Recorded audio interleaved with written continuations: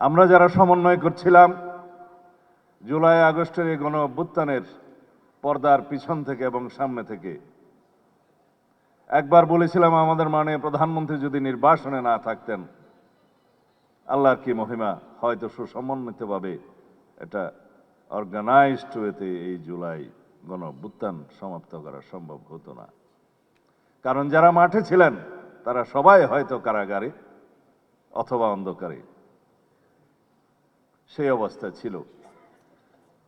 পৃথিবীর জঘন্যতম এবং ঘৃণ্যতম হত্যাকাণ্ড এবং জঘন্যতম স্বৈরাচারকে আমরা দেখেছি।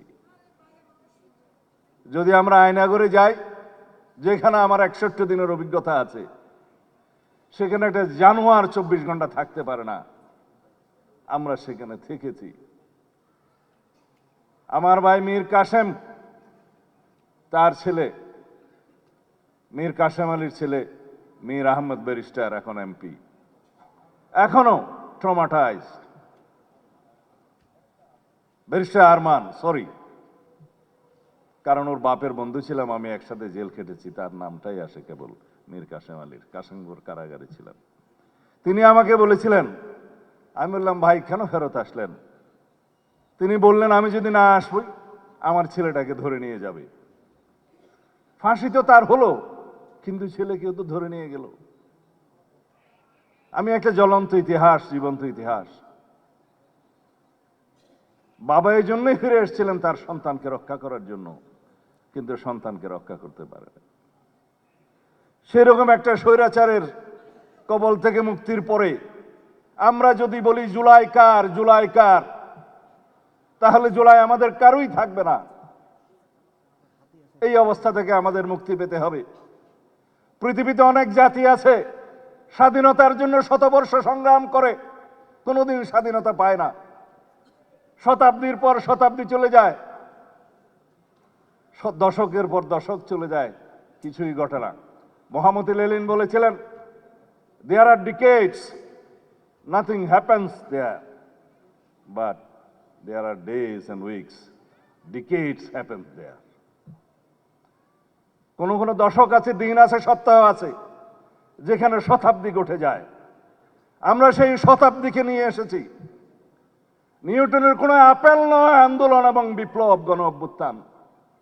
সেই আপেলকে পেড়ে নিতে হয়েছে, পাকাতে হয়েছে। আমরা সেই আপেলকে নিয়ে এসেছি, দলীয়করণ করা যাবে না কোথাও।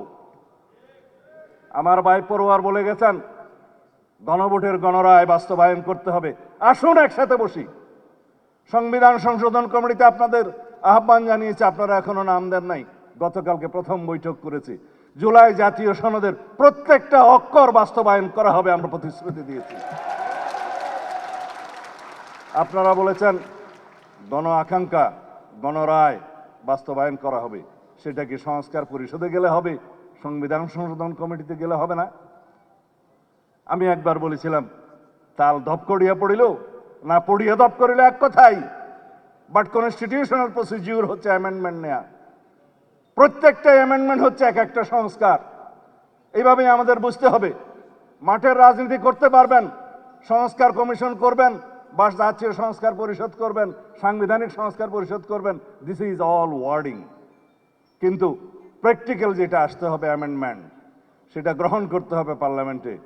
And that would be the 18th amendment of the Constitution, which would be historic constitution in our century, যেটার প্রত্যাশা নিয়ে আমাদের শহীদরা শহীদ হয়েছেন, যে আকাঙ্ক্ষা নিয়ে গণ অভ্যুত্থান হয়েছে, যার জন্য আমরা সংগ্রাম করেছি।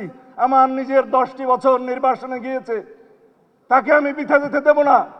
গুম কমিশন আমরা অধ্যাদেশ পাশ করি নাই, কিন্তু গুমের উপর প্রতিকার এবং গুম প্রতিরোধ আইন নিয়ে এসেছি। আগামী পার্লামেন্টে আসবে ইনশাআল্লাহ। এই মুক্তির মন্দির সোপান একদিনে নির্মিত হয়নি। এই সোপান নির্মিত হয়েছে 2009 থেকে শুরু করে 2024 পর্যন্ত। আমরা বলি সেই মানুষ হন, be that personality home man follows, তিনি হচ্ছেন বেগম খালেদা জিয়া। তিনি ত্যাগ স্বীকার করেছেন, সন্তান হারিয়েছেন, নিজের জীবন বিসর্জন দিয়ে হলেও, চিকিৎসায় না গিয়ে হলেও আপোষহীনভাবে বাংলাদেশের জন্য প্রাণ দিয়েছেন। আজকে শুয়ে আছেন এই আমাদের পাশে। তার অবদান নেই? 36 কি এমনিতেই হয়েছে জুলাই? দীর্ঘদিনের এক এক দিনের বিন্দু বিন্দু জমে আমাদের এই সিন্ধু হয়েছে, একদিনে হয় নাই। কোনো আন্দোলন অহিংস সহিংস হবে সেটা সাধারণ মানুষ নির্ধারণ করে না, সেটা মহাত্মা গান্ধী নির্ধারণ করে না। এই আন্দোলন রক্তজরা আন্দোলন, এই আন্দোলন রক্তাক্ত হবে কিনা, এই আন্দোলন সহিংস হবে কিনা সেটা নির্ধারণ করে দিয়েছে ফ্যাসিবাদী শেখ হাসিনা।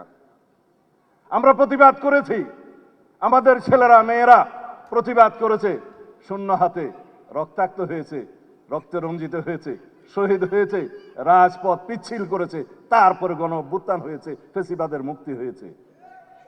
যখন কোনো আন্দোলন তার নিয়মতান্ত্রিক গণতান্ত্রিক পদ্ধতিতে পরিচালিত হতে দেয়া হয় না, তখন ইনএভিটেবল হয়ে যায়, অপরিহার্য হয়ে যায় সহিংস রক্তাক্ত আন্দোলনের। সেটাই হয়েছে বাংলাদেশে। 2009 থেকে 2024-এর সেই সোপানগুলো বাদ দিলে জুলাইয়ের 36 দিনে কি এই আপেল টপকিয়ে পড়েছে নিউটনের আপেল? না। বন্ধুদের বুঝতে বলবো, যারা জুলাই চেতনার উপর নির্ভর করে রাজনীতি করছে, সেই রাজনীতি করা যাবে না। 71-এর চেতনাকে বিক্রি করতে করতে ফ্যাসিবাদী শেখ হাসিনা দিল্লি যেয়ে বসে আছে। আমি অনেকবার বক্তব্য দিয়েছি, শেখ হাসিনা এবং আওয়ামী লীগের রাজনৈতিক মৃত্যু হয়েছে ঢাকায়, দাফন হয়েছে দিল্লিতে। কেন বলেছি? তারা এই চেতনা বিক্রি করতে করতে বাংলাদেশকে এমন একটা জায়গায় নিয়ে গিয়েছিল যারা মুক্তিযুদ্ধের চেতনা বললে মানুষ ঘৃণা করত। আমরা যেন জুলাইয়ের এই চেতনাকে কোনোদিন অসম্মান না করতে হয় সেই রকম রাজনীতি করি। জুলাই আমাদের সবার, বাংলাদেশের 18 কোটি 20 কোটি মানুষের সবার সম্মিলিত প্রয়াসে আমরা কেউ কেউ হয়তো নেতৃত্ব দিয়েছি। আমাদের সামনের সারিতে যারা শহীদ হয়েছেন তারাই হচ্ছে আসল জুলাই যুদ্ধ, আসল নেতা। তাদের আকাঙ্ক্ষা বাস্তবায়ন করাই হবে আমাদের জন্য ফরজ। অথচ জুলাইয়ের কৃতিত্ব নেওয়ার জন্য, রাজনীতি করার জন্য সবাই প্রতিযোগিতায় নেমেছে। আমরা প্রতিযোগিতা করছি জুলাইয়ের আকাঙ্ক্ষা বাস্তবায়নের জন্য।